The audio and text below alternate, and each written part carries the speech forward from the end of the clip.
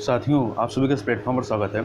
यहाँ पर हम लोग विजन आईएएस जो कोचिंग संस्था है, इनके द्वारा न्यूज़ टुडे शीर्षक से डेली करंट अफेयर प्रोवाइड कराया जाता है। तो उसी के तहत हम लोग 9 सितंबर 2021 के महत्वपूर्ण करंट अफेयर को यहाँ पर देखेंगे। तो चलिए प्रारंभ करते हैं। इसमें पहला है नीति आयोग का मेथनॉल अर्थव्यवस्था कार्यक्रम। इस कार्यक्रम का उद्देश्य जो है भारत के तेल आयात में होने वाले व्यय तथा ग्रीन हाउस गैस उत्सर्जन को कम करना है। साथ ही कोयला भंडार तथा नगर पालिका के ठोस अपशिष्ट को मेथनॉल में रूपांतरित करना है। तो ध्यान रखिएगा, मेथनॉल अर्थव्यवस्था कार्यक्रम किसका है? नीति आयोग का है। मेथनॉल के बारे में बात करें तो मेथनॉल एक निम्न कार्बन युक्त व हाइड्रोजन वाहक ईंधन है।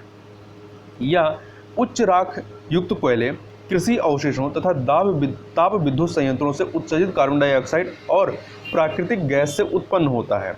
मेथनॉल अर्थव्यवस्था के लाभ क्या हैं? तो पहला, यह पर्यावरण के अनुकूल है। कैसे? पेट्रोल में मेथनॉल 15 का सम्मिश्रण प्रदूषण को 33% तक कम करेगा। साथ ही मेथनॉल द्वारा डीजल के प्रतिस्थापन से वायु प्रदूषण में 80% से अधिक की कमी आएगी। इसके अतिरिक्त सभी आंतरिक दहन इंजनों इंटरनल कंबशन इंजन में मेथनॉल का दक्षता से दहन होता है।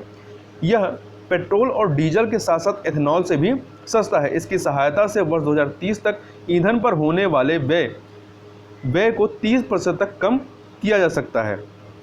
तथा परिवहन क्षेत्र, घरेलू भोजन पकाने के ईंधन और फ्यूल सेल सहित इसके विस्तृत अनुप्रयोग एप्लीकेशंस हैं। इसके लिए मौजूदा इंजनों, जो वाहन के मौजूदा इंजन हैं, और ईंधन वितरण अवसंरचना में बहुत कम संशोधन करने की आवश्यकता है। मेथनॉल अर्थव्यवस्था के लिए नीति आयोग का जो रोड मैप है, यदि उसकी बात करें तो वर्ष 2030 तक कच्चे तेल के आयात का 10% केवल मेथनॉल द्वारा प्रतिस्थापित किया जाएगा। तो ये महत्वपूर्ण फैक्ट है। भारतीय उच्च राख युक्त कोयला, आबद्ध गैस, स्टैंडर्ड गैस और बायोमास का उपयोग करके वार्षिक रूप से 20 मिलियन टन मेथनॉल का उत्पादन 19 रुपये प्रति लीटर की लागत से किया जा सकता है।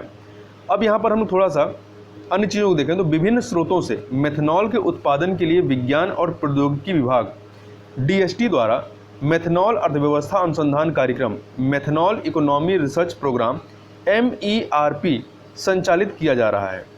इन स्रोतों में भारतीय कोयला तथा ताप विद्युत और इस्पात संयंत्रों आदि से उत्सर्जित कार्बन डाइऑक्साइड शामिल हैं।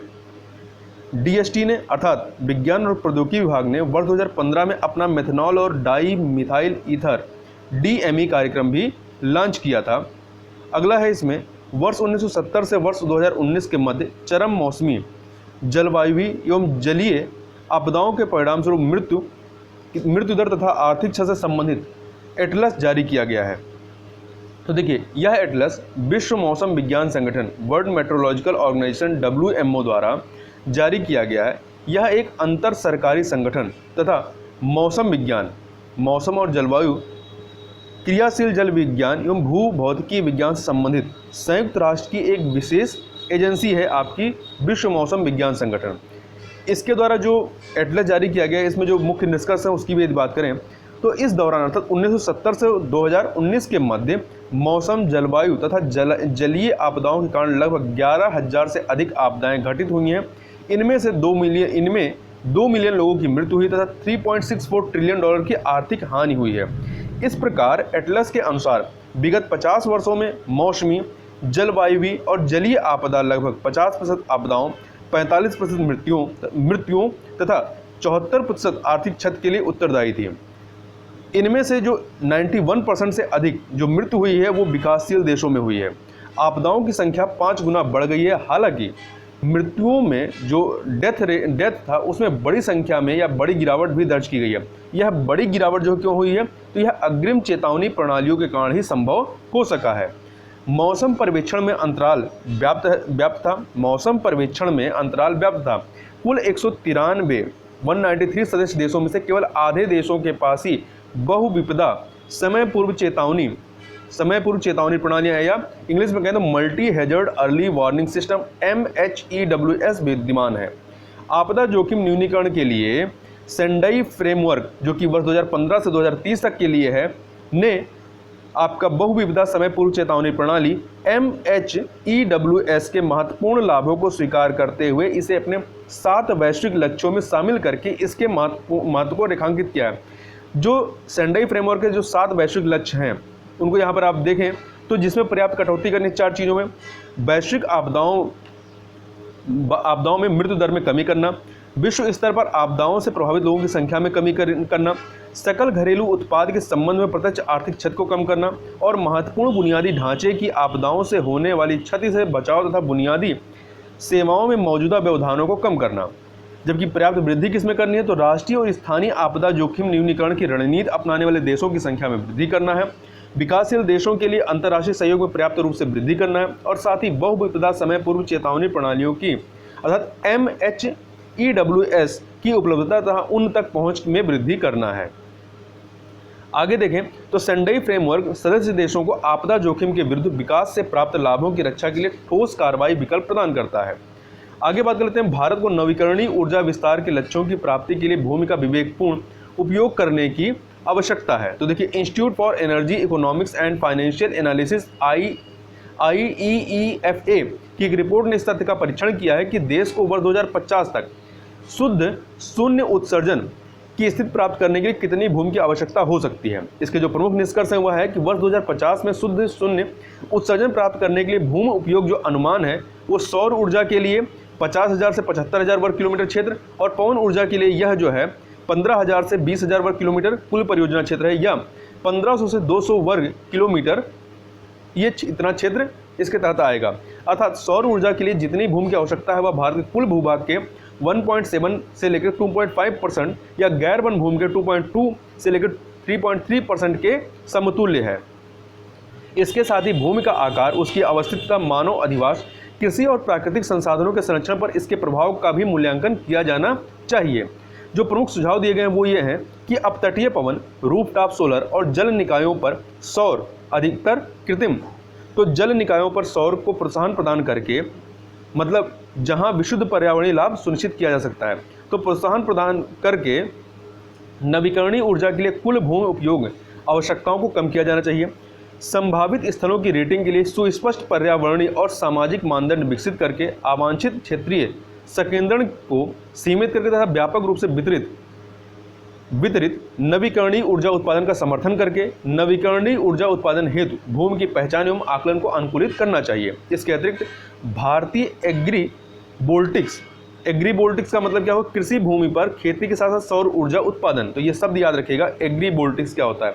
तो भारतीय एग्रीवोल्टिक्स पर अधिक बल दिया जाना चाहिए जिससे किसानों को लाभ मिल सके तथा अन्य प्रकार की भूमि पर दबाव को कम किया जा सके। अब अगला है, केंद्र सरकार ने national socialist council of Nagaland के निक्की समूह, national socialist council of Nagaland के निक्की ग्रुप के साथ संघर्ष विराम समझौता किया है। तो देखिए, यह समझौता 8 सितंबर 2021 से 1 वर्ष की अवधि के लिए प्रभावी होगा। इसके अंतर्गत समूह के 200 से अधिक कैडरों ने 83 हथियारों के साथ शांति प्रक्रिया के तहत आत्मसमर्पण किया है। इससे पूर्व सरकार ने वर्ष 2015 में national socialist council of Nagaland IM के साथ नागा शांति समझौते के लिए रूपरेखा समझौते या फ्रेमवर्क एग्रीमेंट पर हस्ताक्षर किए थे। इसके साथ ही अन्य नागा समूह जैसे कि NSCN-NK, NSCN-R, NSCN-K खांगो, ये जो है प्रमुख समूह जो NSCN-IM और NSCN-K थे, इससे पृथक होकर बने हुए गुट थे। तो इनके साथ संघर्ष विराम समझौते भी किए गए हैं। नागा आंदोलन के बारे में बात करें तो ये भारत का सबसे दीर्घावधि तक जारी रहने वाला विद्रोह माना जाता है। वर्ष 1946 में आगामी फिजो ने नागा नेशनल काउंसिल NNC की स्थापना की थी। इसने 14 अगस्त 1947 को नागालैंड को एक स्वतंत्र राज्य घोषित किया था। वर्ष 1975 में NNC अर्थात नागा नेशनल काउंसिल ने शिलांग समझौते के तहत हिंसा त्यागने पर सहमति व्यक्त की थी। हालांकि समूह के भीतर एक गुट ने शिलांग समझौते को अस्वीकार कर दिया था और वर्ष 1980 में national socialist council of Nagaland NSCN का गठन किया। इसने नागालिम अर्थात ग्रेटर नागालैंड की मांग प्रस्तुत की। नागालिम में सभी निकटवर्ती नागा बाहुल क्षेत्र शामिल हैं। इसके अंतर्गत नागालैंड, असम के कई जिले, अरुणाचल प्रदेश तथा मणिपुर के साथ साथ म्यांमार का एक बड़ा भूभाग भी शामिल है। नागा कोई एक एकल जाति नहीं है, जनजाति नहीं है, बल्कि यह निर्जातीय समूह है। इसमें कई जनजातियां शामिल हैं जो नागालैंड राज्य तथा उसके निकटवर्ती भूभागों में अधिवासित हैं।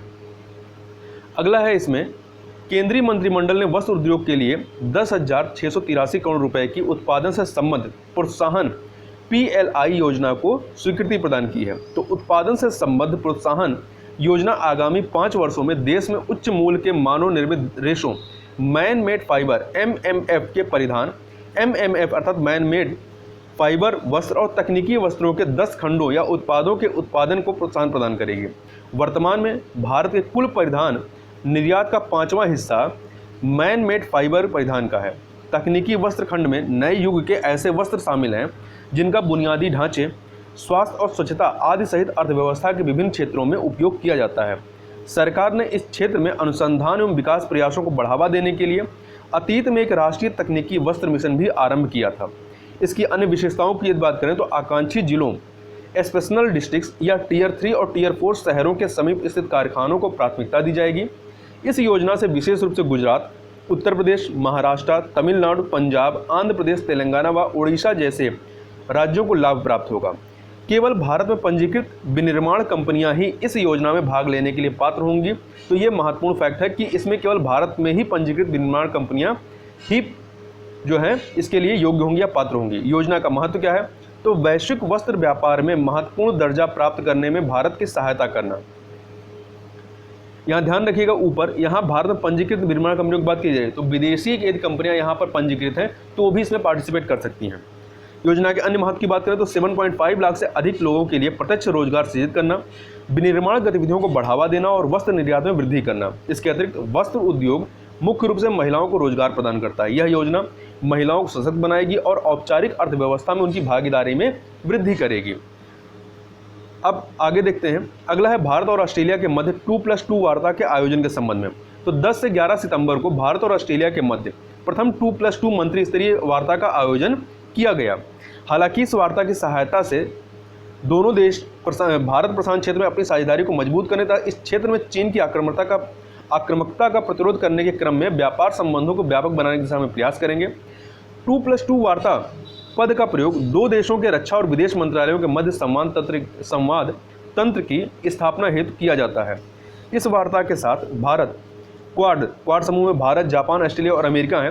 तो क्वाड समूह में शामिल प्रत्येक देश का द्विपक्षीय वार्ता के इस 2+2 प्रारूप को स्थापित करने में सक्षम हो जाएगा, क्योंकि पहले ही जापान और अमेरिका के साथ ऐसा हम लोग कर चुके हैं।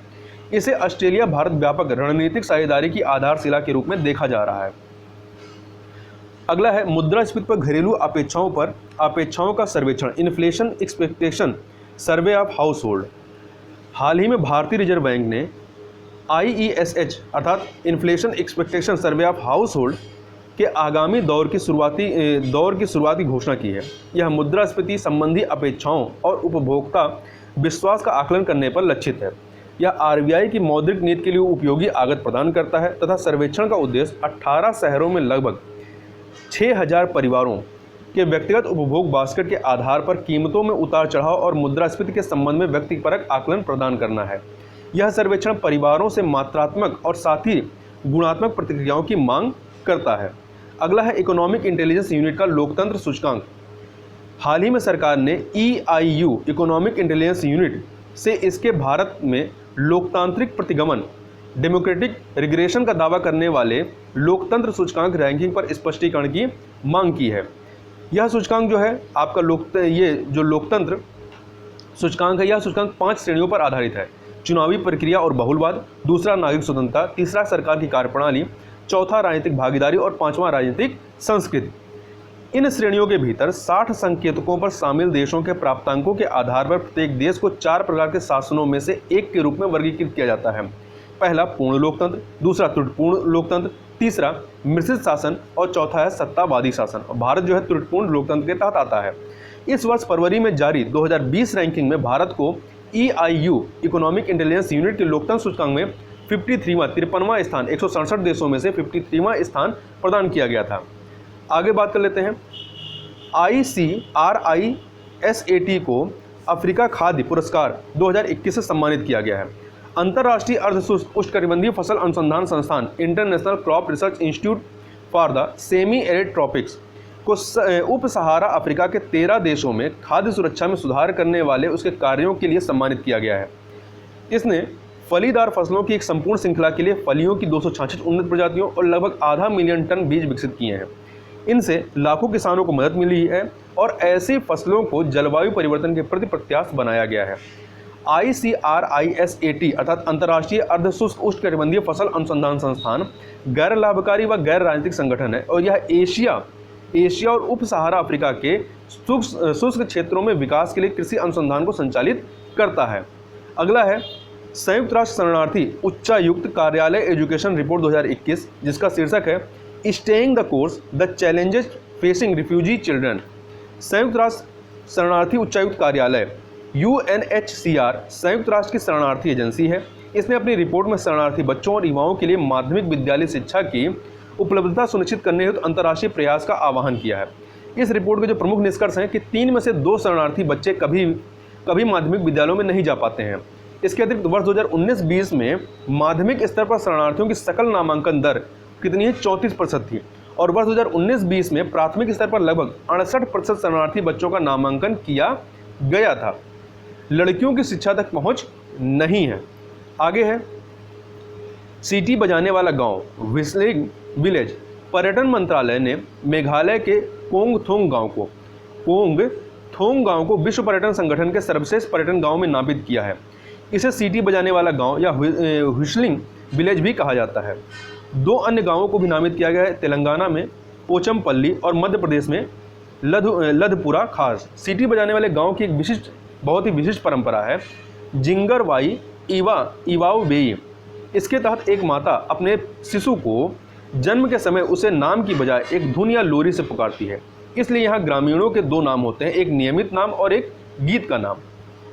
अगला है समुद्री साझेदारी युद्धाभ्यास के बारे में। भारतीय नौसेना द्वारा हाल ही में किए गए समुद्री युद्धाभ्यास के बारे में बात करें तो भारतीय नौसेना के 2 पोत INS रणविजय और INS कोरा ने पश्चिमी फिलीपीन सागर में फिलीपीन नौसेना के साथ एक समुद्री साझेदारी युद्धाभ्यास में भाग लिया है।